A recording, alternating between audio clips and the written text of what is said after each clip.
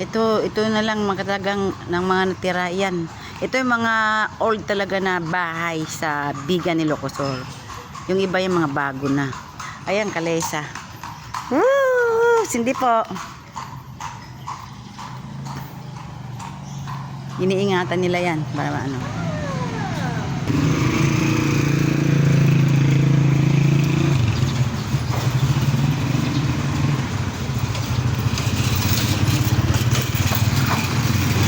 Itong hotel na to, bata pa ako.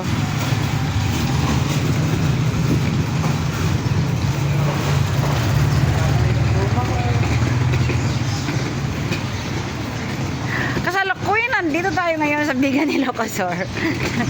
Nag-iikot muna. Gusto ko makita yung kung saan ako lumaki talaga.